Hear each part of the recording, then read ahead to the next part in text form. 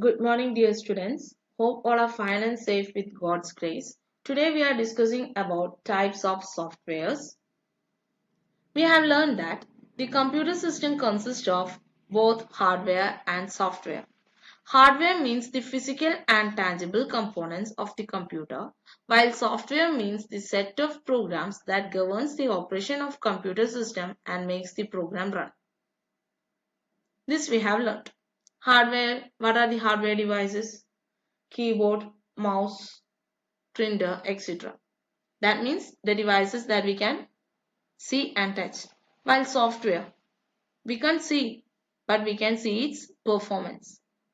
When a computer is working means that computer is having some software. If the software is not present inside a computer, that computer will not work. So in order to make a computer run, we need the help of a software. Or we can say like this. Computer is a machine that doesn't know how to work on its own. We have to give some instructions to the computer.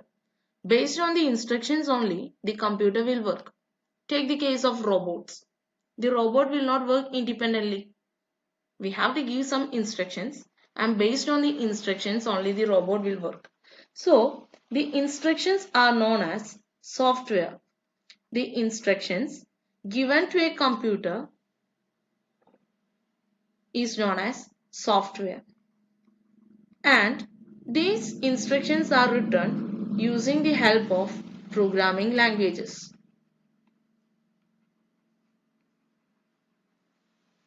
That's why the instructions are also known as programs.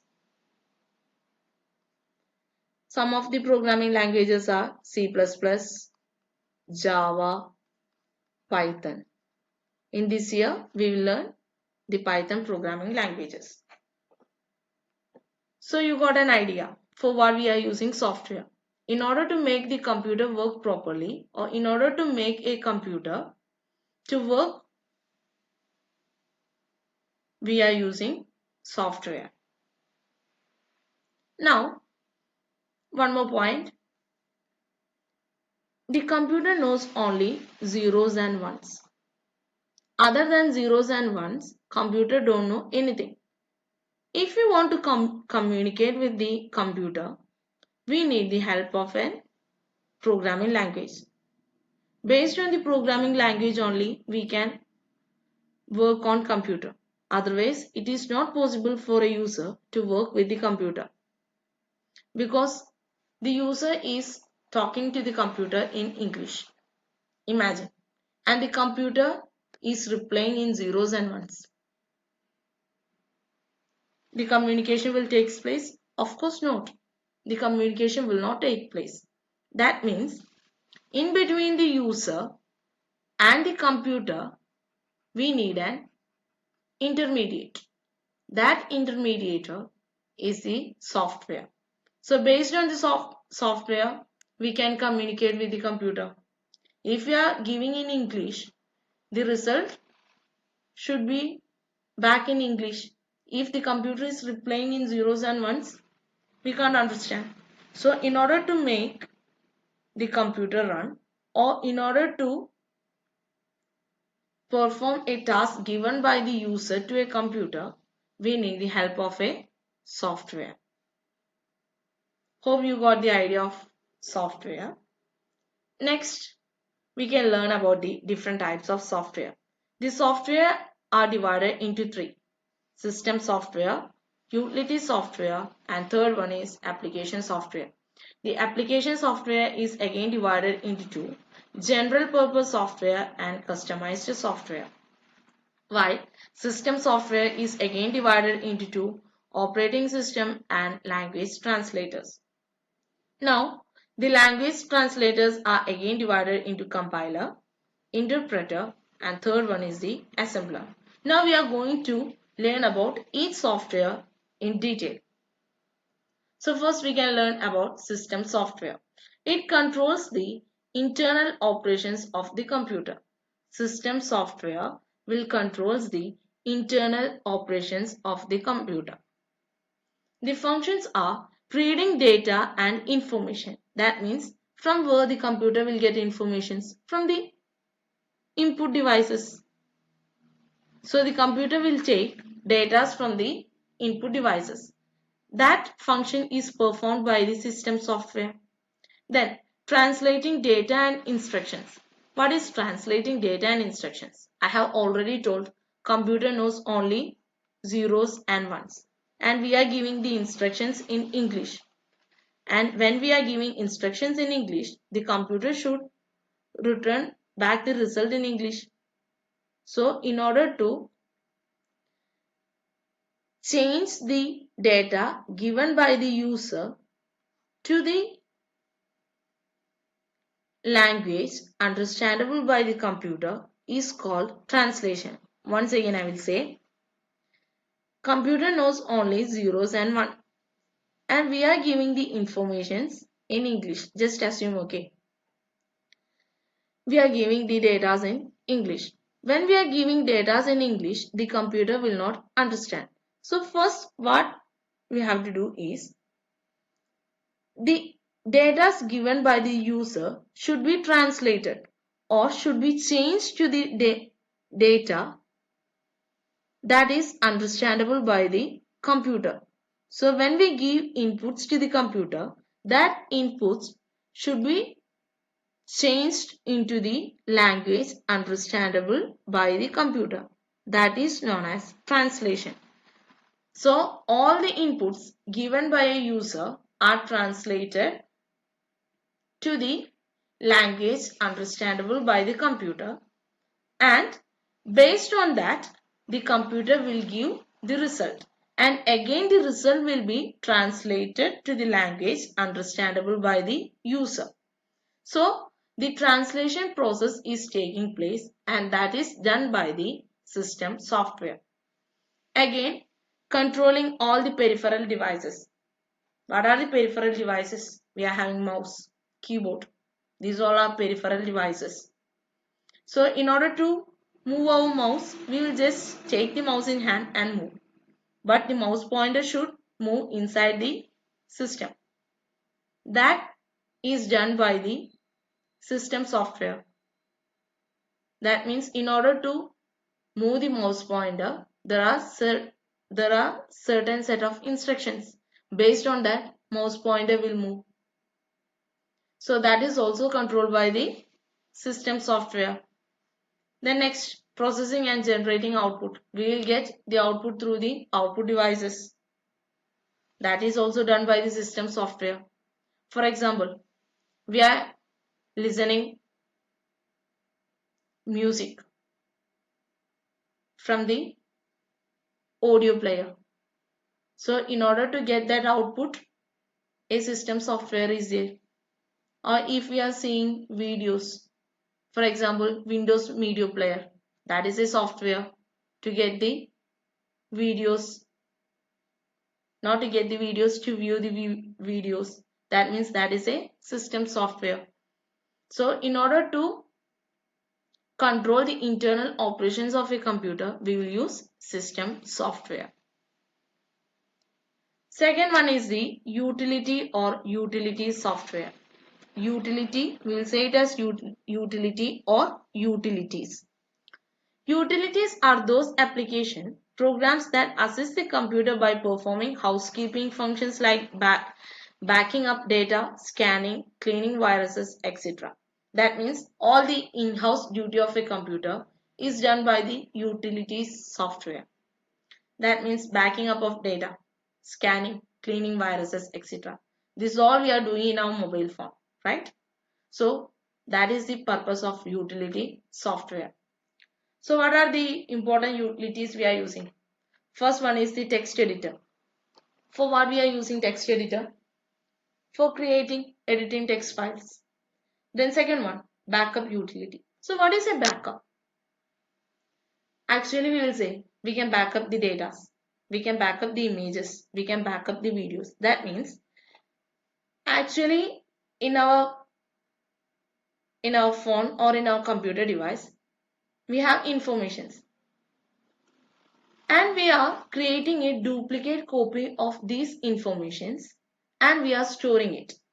That is known as backup of information or backing up of information. We are creating a duplicate copies of the information. So if the original data are lost, no problem. We are having a duplicate copy with us. That is the backup utility. This utility program facilitates the backing up of disk. Backup means duplicating the disk information so that in case of any damage or data loss, this backed up data may be used. Now next is the compression utility. What is compression? We are compressing the size of a file. For example, I want to send videos through WhatsApp. Through WhatsApp we can send 15 MB maximum. More than that we can't send. So what we will do? We will reduce the size of the file to 15 MB. So this can be done using the help of compression utility software. Then next, disk defragmenter. What is disk defragmenter? We have seen this in our mobile phones, right? But we don't know its use. Actually, disk fragmenter means, suppose this is a memory. I want to store 10 files to this memory. Now see here, this memory can hold only 9 files. Balance 1 is there. So where I will hold that? Like this situation comes means it is a problem. So disk defragmenter is using. That means when a big file is there, what will happen? The disk defragmenter will split the files into small units and it will keep it in the memory. So there is no problem of storage. That is the disk defragmenter.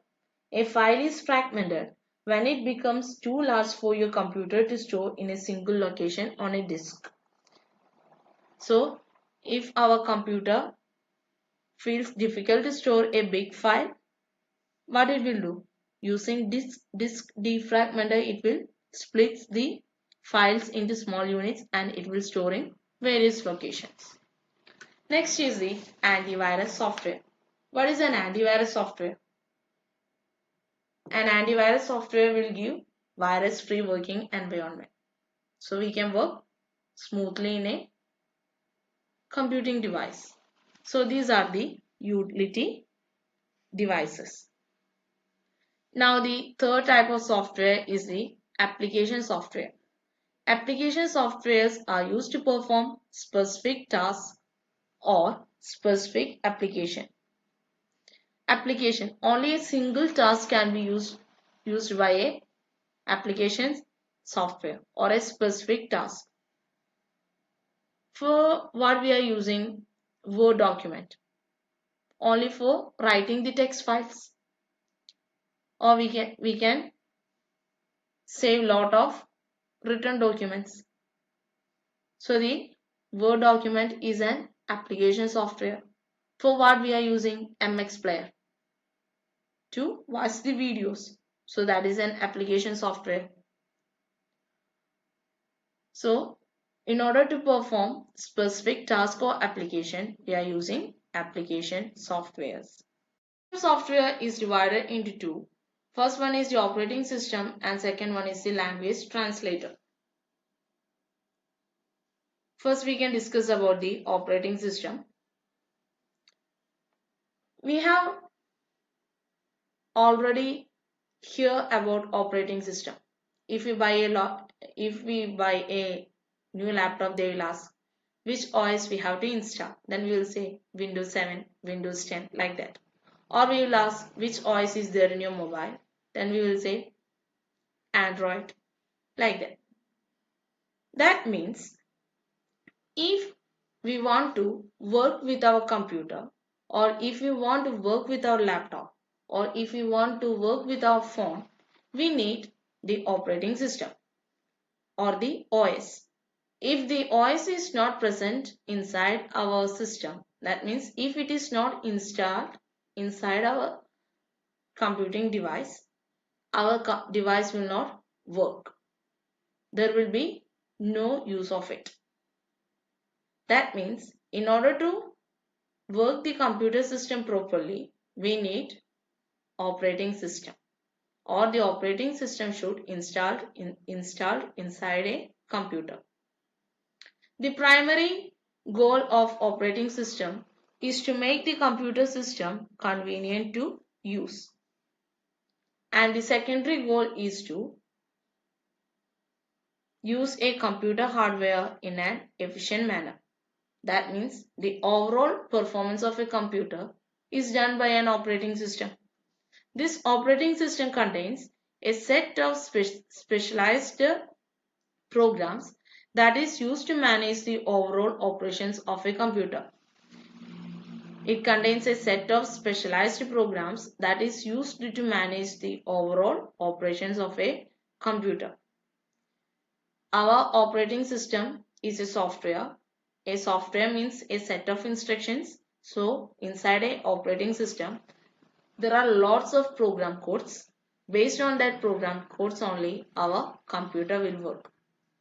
In order to open a file, there is a program code. In order to drag our mouse, there is a program code. In order to delete a file, there is a program code. So the overall functions of a computer is done by the operating system. That means inside the operating system, there are a lot of program codes. Based on that, our computer will work. And this operating system will give instructions for the computer to work properly according to the user's need. And the operating system acts like an interface between the user, computer hardware and software. It is an interface. If it is there, everything will work properly. Now, these are the examples of the OS we are using. Single user OS, time sharing OS, multi-user OS, real-time OS, distributed OS and multiprocessing OS. So this is about the operating system. Now second one is the translators. Translators is used to convert the source program into machine code. I have already told in the beginning, computer knows only zeros and ones. And if we give any input to the computers, that input should translate to the language understandable by the computer, and it will process the result and give back the output, and it should again translate to the language understandable by the user.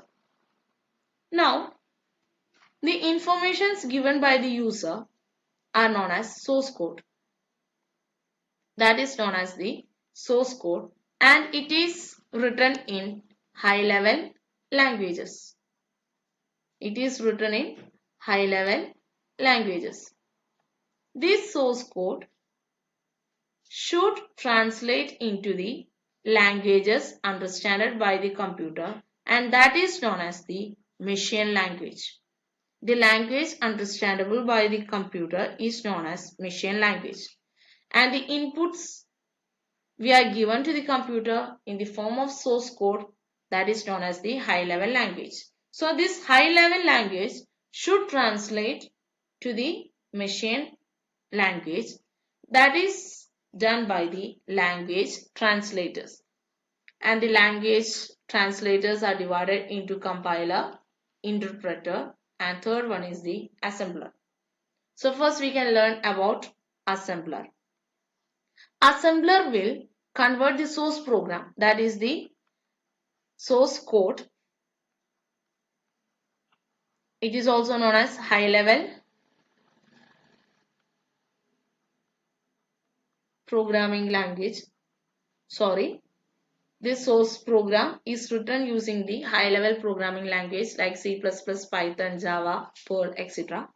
And the assembler will convert the source program into machine code.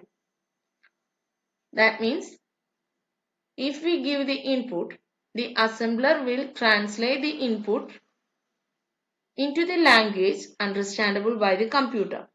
The language understandable by the computer is machine language or machine code. So this assembler will convert the source code or the source program to the language understandable by the computer, that is the machine code or the machine language. Now second, we can learn about the compiler.